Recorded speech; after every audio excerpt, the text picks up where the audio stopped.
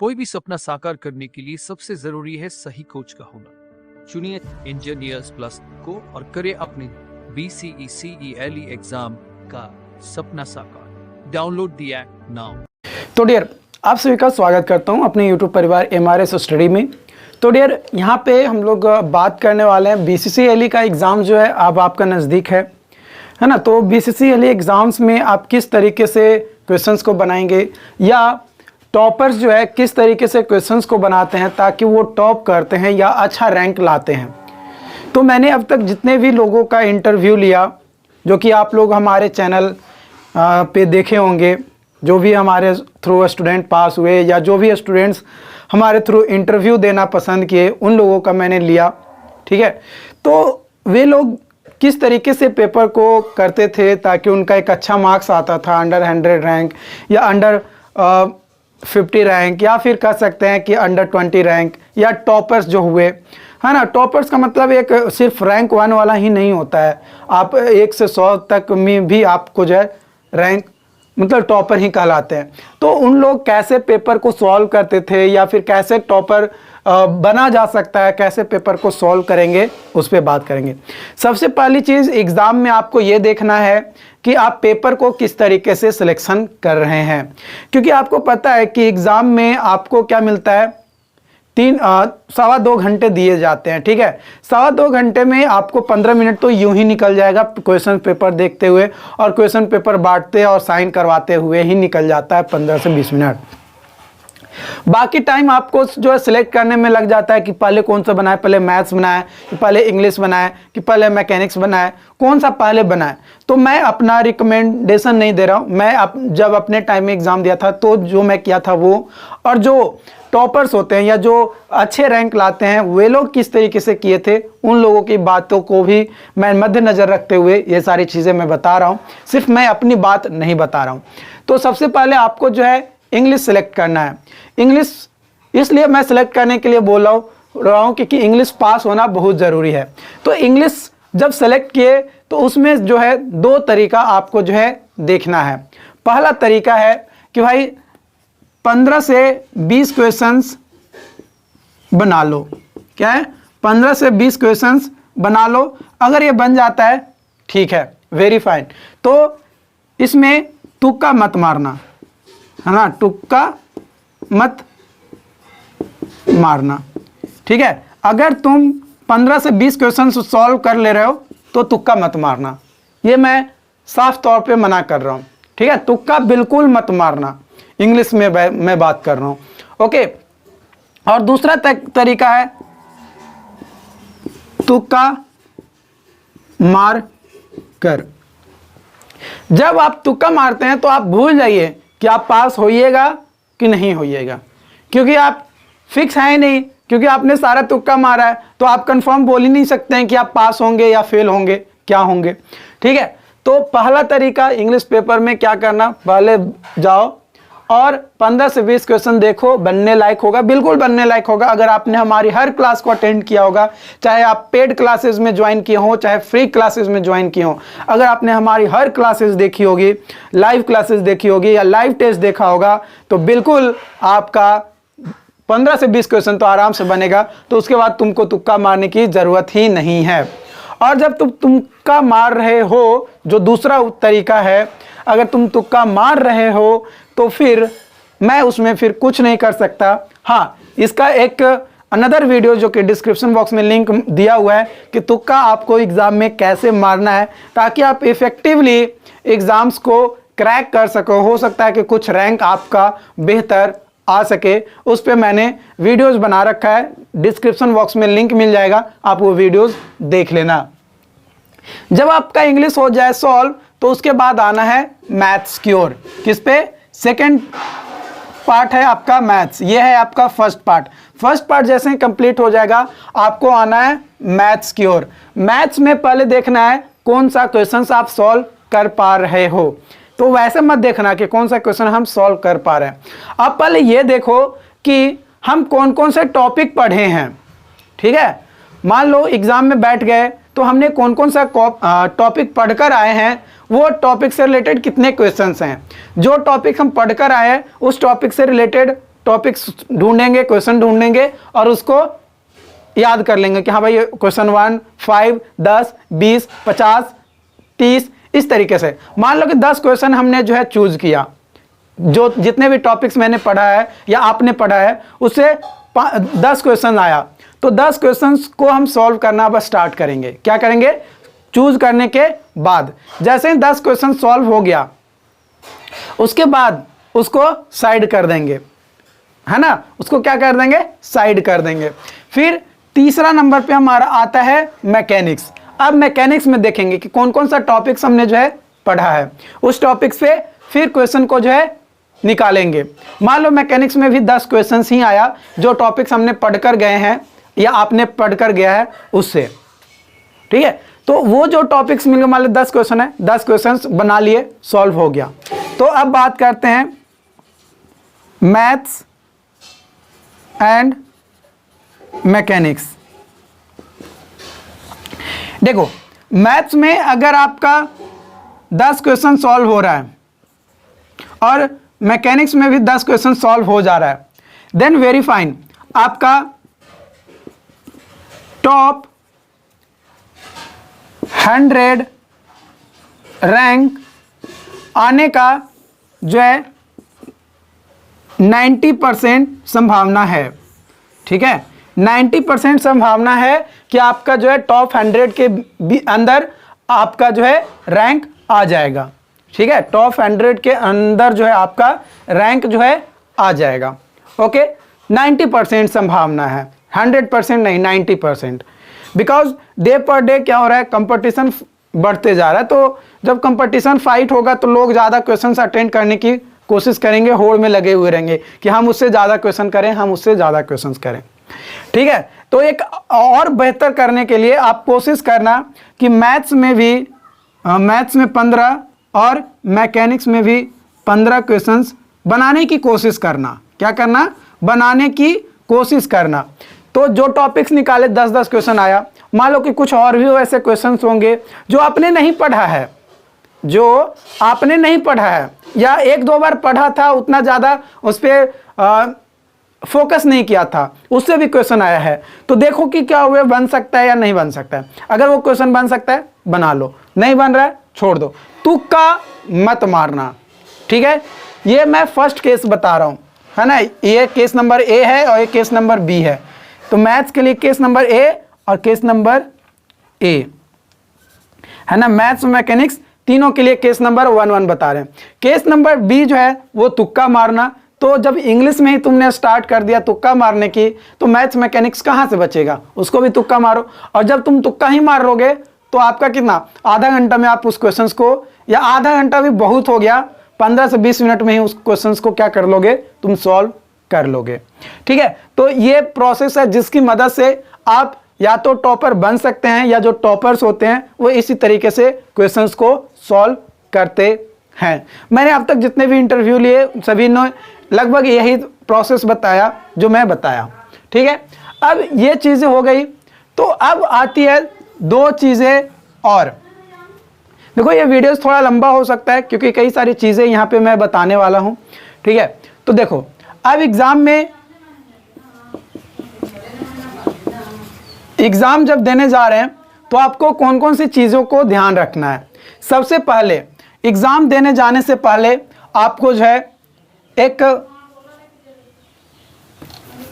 Blue या black,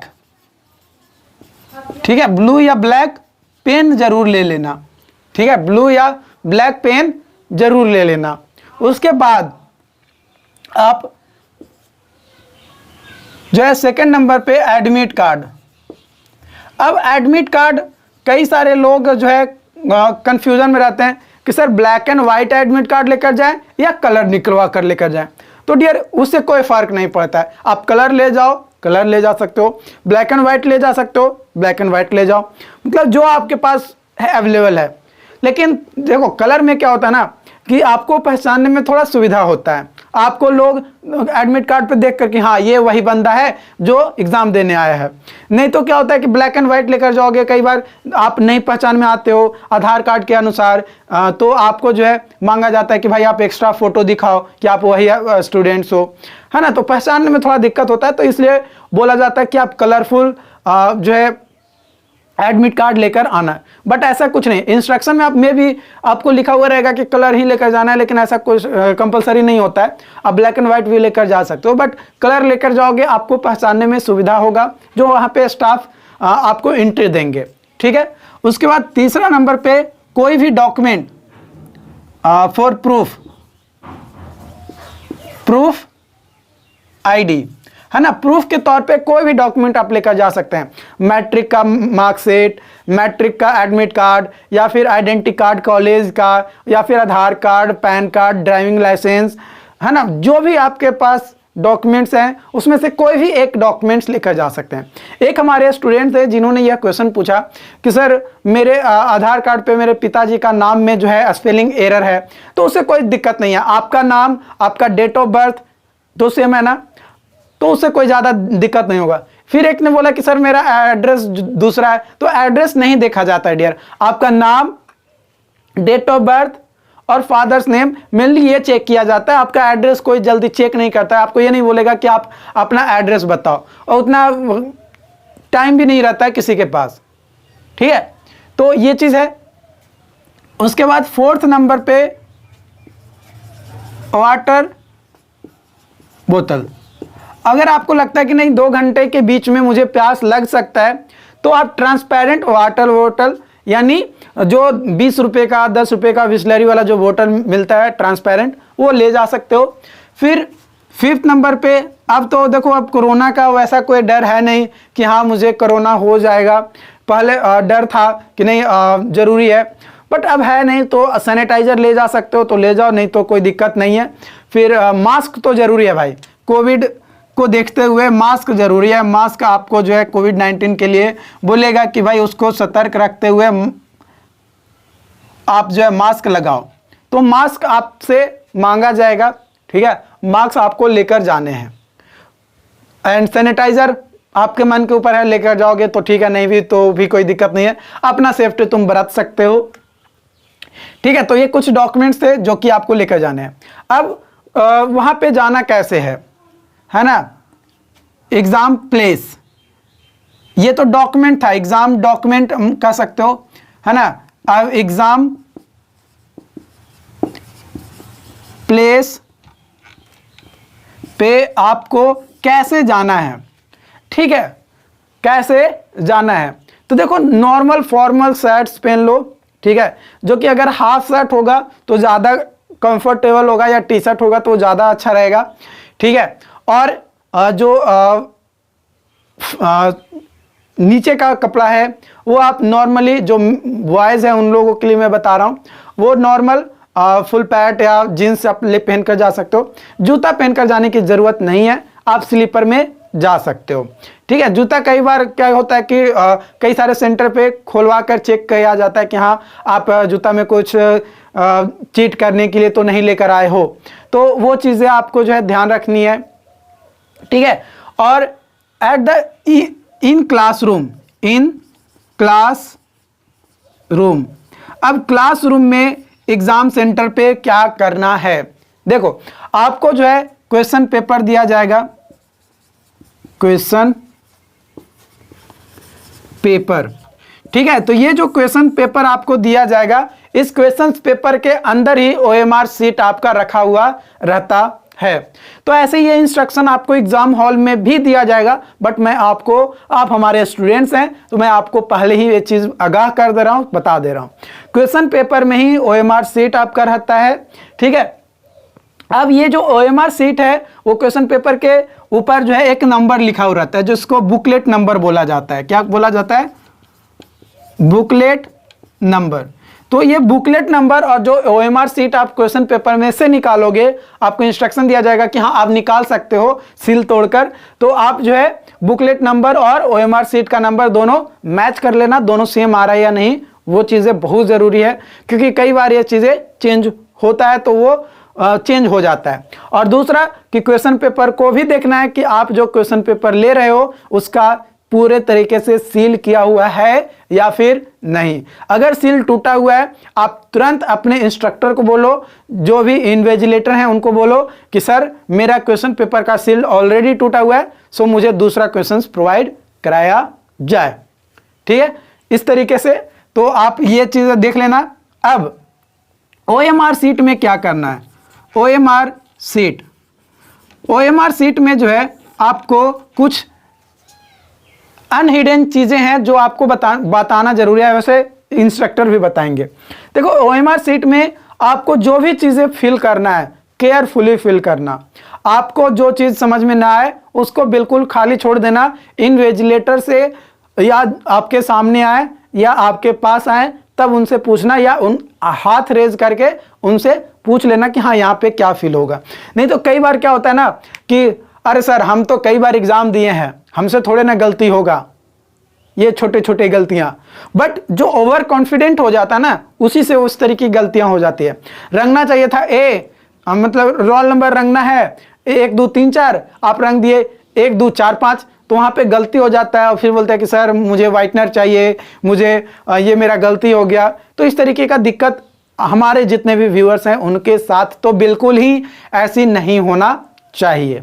ठीक है, तो OMR सही से फिल करना। OMR सीट पे ही आपको जो है डिक्लेरेशन फॉर्म भी आएगा पीछे साइड में, तो वो भी आप अच्छे से भरना। उसमें 2 ऑप्शन देगा, या तो हिंदी या तो इंग्लिश, तो जिस भी लैंग्वेज में आपको भरना है उस लैंग्वेज में आप भर सकते हो। तो OMR सीट अच्छे तरीके से करना और जो भी क्वेश्चंस बनाना पहले।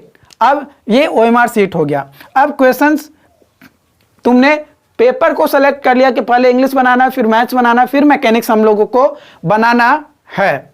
ठीक है, तो जब पेपर आप सेलेक्ट कर लिए तो अब आओगे फर्स्ट सेक्शन में जो कि है इंग्लिश।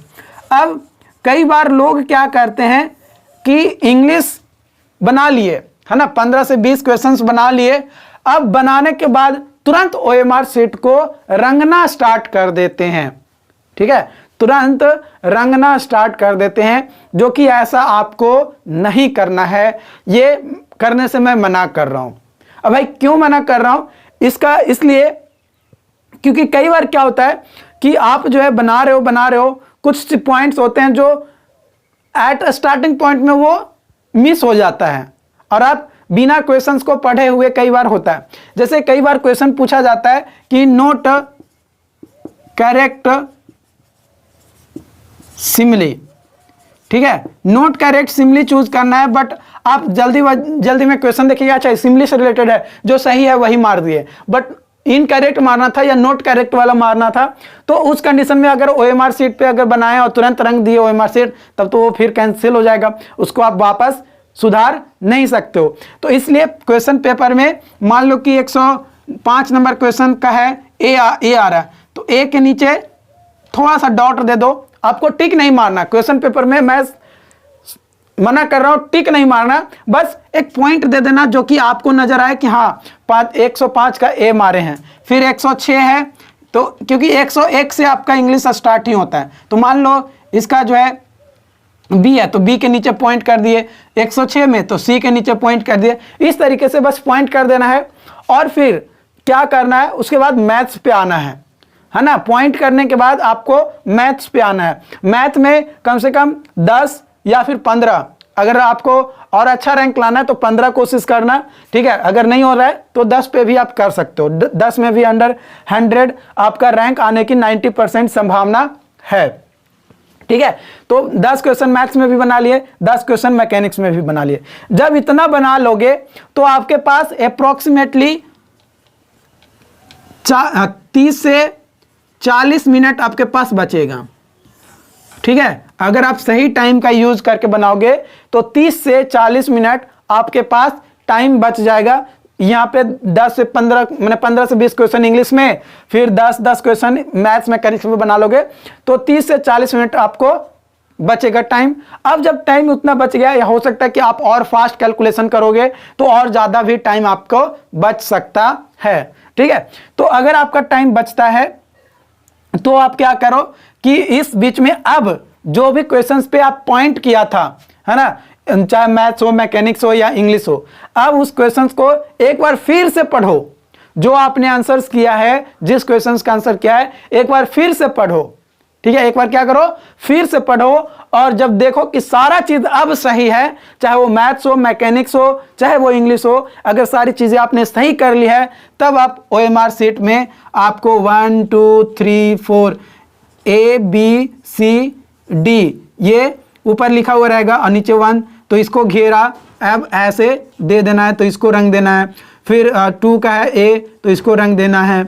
फिर तो रंगने में भी थोड़ा ध्यान देना है। कई बार क्या होता है कि आपको इस तरीके का सर्कल दे दिया और रंगने के लिए आप आधा ही रंगे, और आधा नहीं रंगना है, पूरा रंगना है अच्छे तरीके से। थोड़ा टाइम लगेगा, थोड़ा टाइम लगेगा अगर आप फर्स्ट टाइम इस तरीके का एग्जाम दे रहे हो तो, बट लेकिन सतर्क होकर देना यार, क्योंकि कई बार OMR शीट में भी गलती होने के कारण से भी, देखो रिजल्ट तो आपका पेंडिंग नहीं होता है, वो आपका आ जाता है, बट OMR शीट पे अगर ज़्यादा हौच पौच कर दोगे तो जिस क्वेश्चन में ज़्यादा हौच पौच आपको देखने को मिलेगा, उस क्वेश्चन को सही होने के बावजूद भी उसे कैंसिल कर दिया जाता है, उसको गलत मान लिया जाएगा। तो इसलिए गलत मत करो, थोड़ा कम बनाओ, थोड़ा साफ सुथरा में बनाओगे तो आपको ही सुविधा होगा, और जो चेक करेगा आपकी कॉपी को वो उसको भी लगेगा कि नहीं ये साफ सुथरा से लिखा है। तो ये कुल पॉइंट्स थे जो कि मैंने आपको बताया। इन सभी पॉइंट्स को आपको ध्यान रखना है, और अगर फिर भी कोई डाउट्स रहता है, कोई कंफ्यूजन रहता है, तो आप अपना वैल्यूएबल कमेंट्स नीचे डिस्क्रिप्शन बॉक्स में जो लिंक है, वो तुक्का मारने वाला वीडियोस, वो अगर आप देखना चाहते हो तो देख सकते हो कि कैसे मारना है। बट मैं रिकमेंड नहीं करूँगा कि आप भाई तुक्का मारो, आप फर्स्ट प्रोसेस की ओर बढ़ो, आपका बिल्कुल एग्जाम निकलेगा, ठीक है। तो अपना वैल्यूएबल कमेंट्स जरूर करना, और जो भी आपको राय हो वो हमारे साथ शेयर कर सकते हो। बाकी एग्ज़ाम दो, है ना, एग्ज़ाम देने के बाद हम आपसे ज़रूर बात करेंगे, है ना, कि आपका एग्ज़ाम्स कैसा गया, लाइव आकर ज़रूर हम आपसे चैट करेंगे।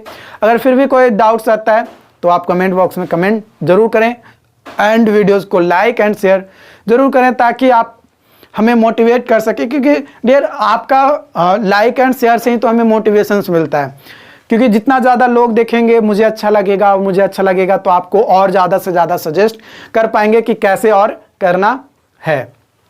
ओके, आई होप कि ये चीज़ें समझ में आई हो। Thank you.